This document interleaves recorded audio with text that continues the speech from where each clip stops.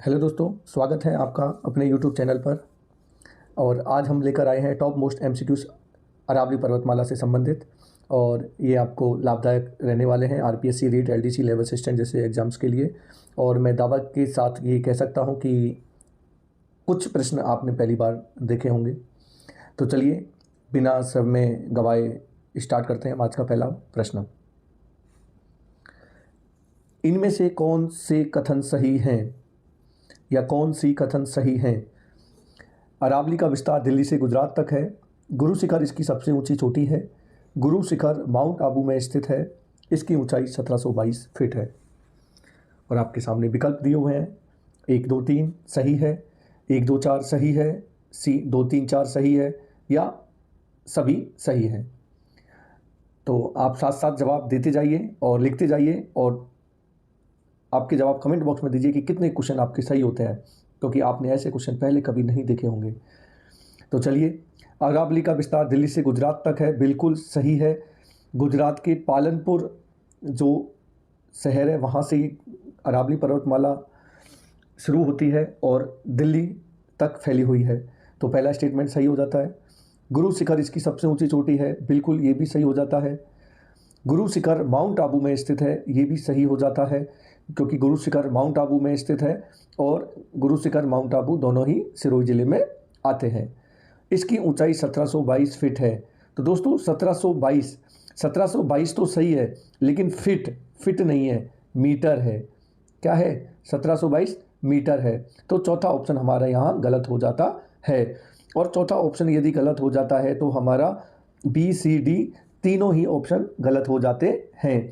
तो हमारा ऑप्शन निकल के आता है option A. Option A is the correct. Next, रोजा भाकर, ईशराना भाकर और डोरा पर्वत राजस्थान के किस जिले में स्थित हैं? सिरोही, जालोर, डूंगरपुर या बांसवाड़ा? तो दोस्तों रोजा भाकर, ईशराना भाकर और डोरा पर्वत, ये वाला क्वेश्चन असिस्टेंट प्रोफेसर ज्योग्राफी में आया हुआ है। और आपको मैं बता दूं कि रोजा भाकर, ईशराना और डोरा पर्वत ये तीनों ही पर्वत श्रेणियाँ जालोर ज़िले में स्थित हैं। तो हमारा जालोर यहाँ सही हो जाता है। क्वेश्चन नंबर 3, बहराज पहाड़ियाँ और छप्पन की पहाड़ियाँ क्रमशः किन जिलों में स्थित है? Option A Alwar Barmer, B Pratapgarh Banswara, C Dungarpur Udaipur, या डी सिरोही जालोर? बहराज की पहाड़ियाँ और छप्पन की पहाड़ियाँ। तो दोस्तों बहराज की पहाड़ियाँ और छप्पन की पहाड़ियाँ अलवर और बाड़मेर। छप्पन की पहाड़ियों को हम नाकोड़ा पर्वत, यहाँ नाकोड़ा पर्वत, और यहाँ एक नाकोड़ा का जैन मंदिर भी बना हुआ है। छप्पन की पहाड़ियाँ अलवर और बाड़मेर, तो यहाँ सही हो जाता है। नेक्स्ट, इनमें से कितने कथन सही हैं?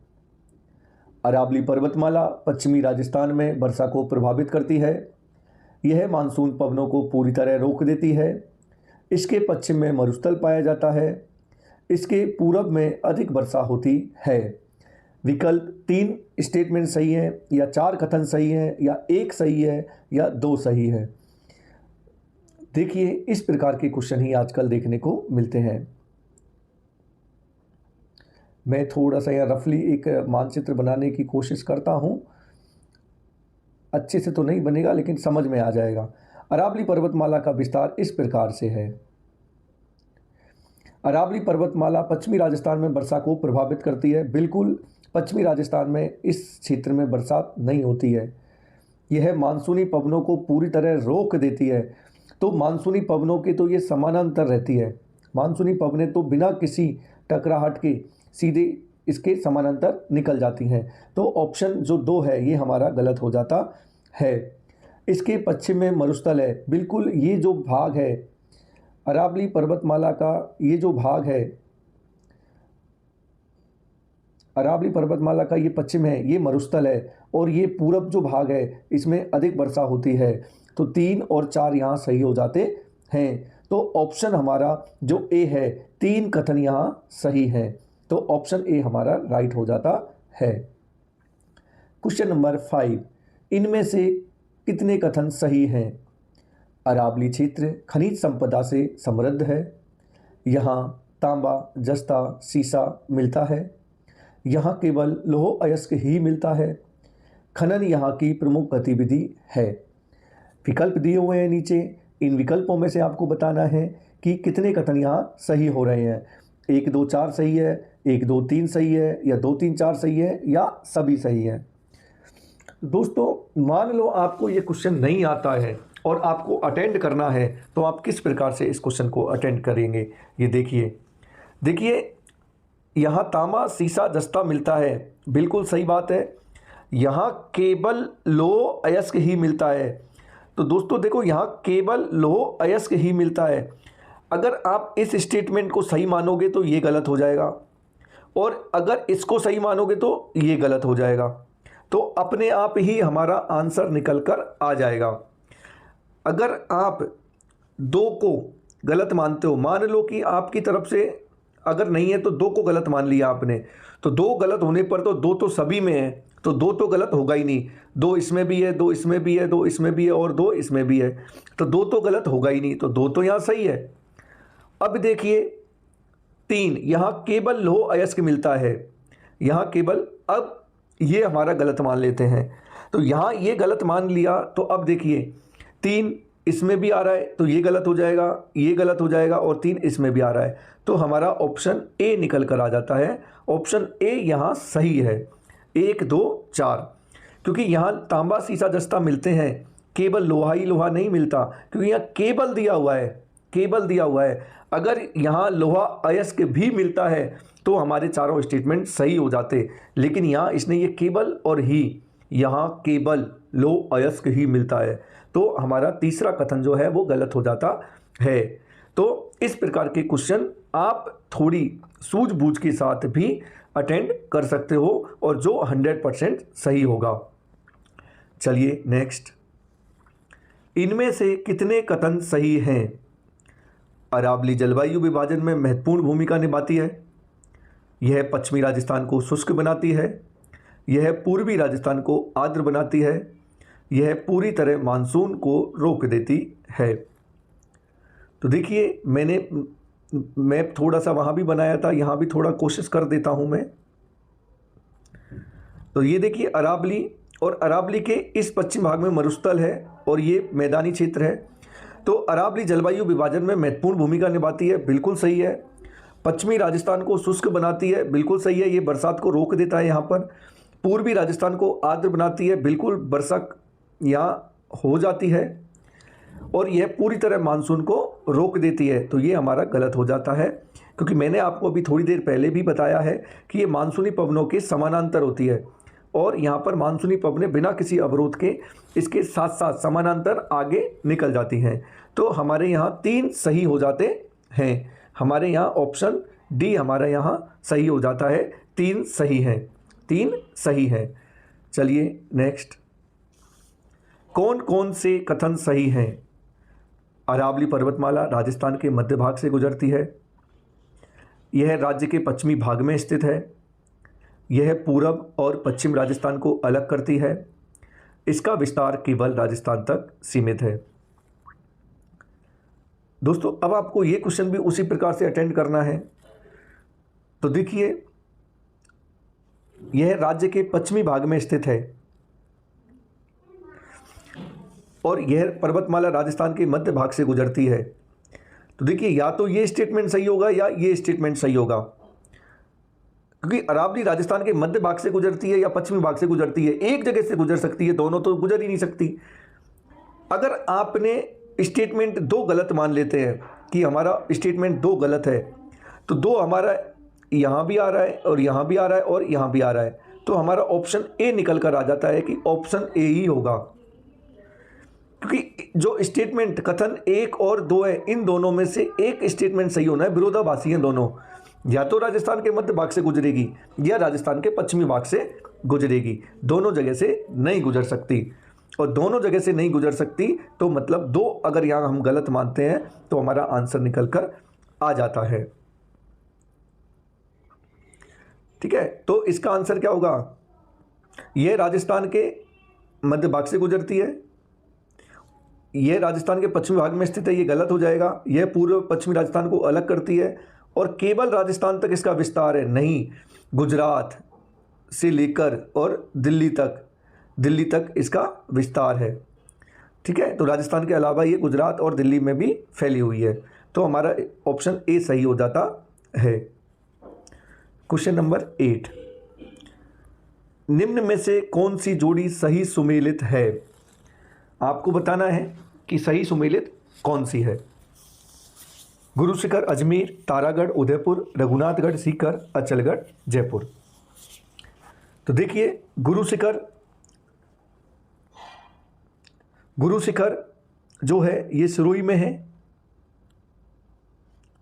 तारागढ़ है ये अजमेर में है और अचलगढ़ है सिरोही में। तो हमारा कौन सी जोड़ी सही सुमेलित हो जाती है? रघुनाथगढ़ सीकर यहाँ सही हो जाता है, जो कि सही है। चलिए नेक्स्ट, निम्न में से कौन सी जोड़ी सही सुमेलित है? ऋषिकेश, सिरोही, छोटा तातापानी, अलवर, सेर, जयपुर, अचलगढ़, अजमेर। दोस्तों मैंने अभी बताया है कि अचलगढ़ कहाँ पर है? सिरोही।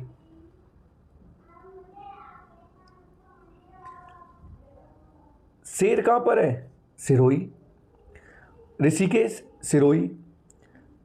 छोटा तातापानी इसका कोई आइडिया नहीं है, छोटा तातापानी चोटी है या नहीं है इसका कोई पता नहीं है।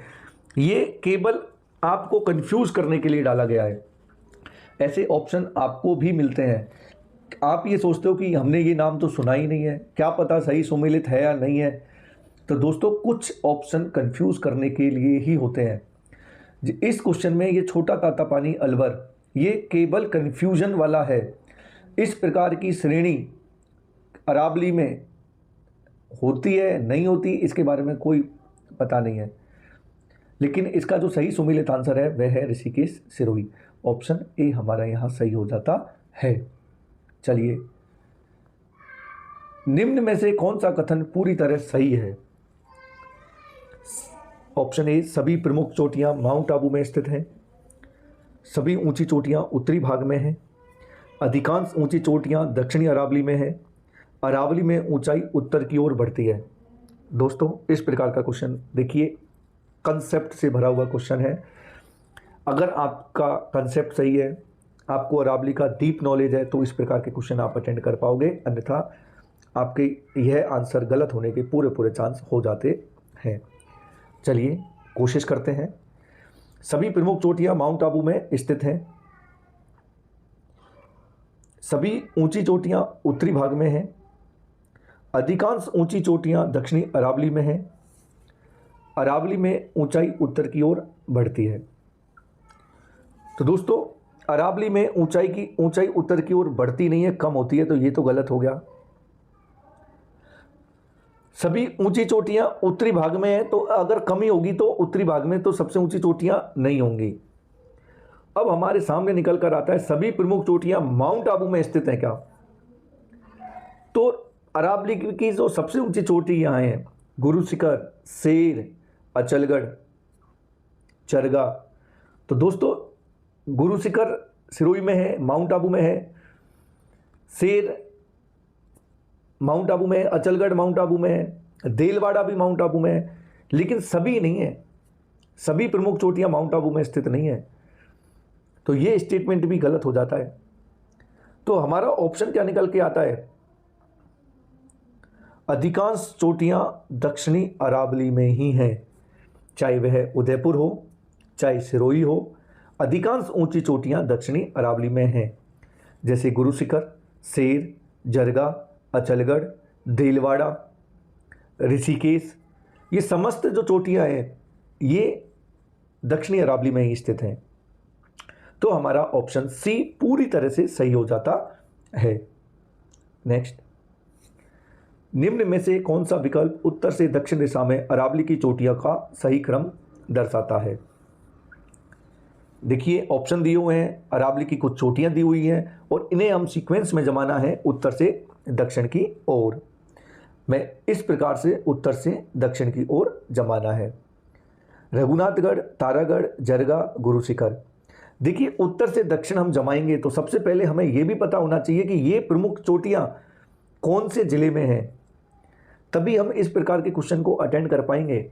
इसके अलावा माइंड में हमें लोकेशन भी होनी चाहिए कि सीकर कहाँ है, अजमेर कहाँ है, उदयपुर कहाँ है और सिरोही कहाँ है। तो इस प्रकार से इसका उत्तर निकलेगा। रघुनाथगढ़ सीकर में है, तारागढ़ अजमेर में है, जरगा उदयपुर में है और गुरु शिखर सिरोही में है। तो दोस्तों सीकर सबसे ऊपर आएगा, फिर अजमेर आएगा, फिर उदयपुर आएगा और उसके बाद सिरोही आएगा। तो हमारा आंसर सीकर का रघुनाथगढ़ हो जाएगा पहले नंबर पर, और रघुनाथगढ़ ए और बी दो में दिया हुआ है।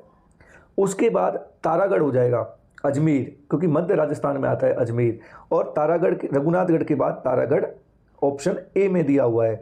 तो हमारा ऑप्शन ए यहाँ सही हो जाता है। तो आंसर क्या होगा दोस्तों? Option A.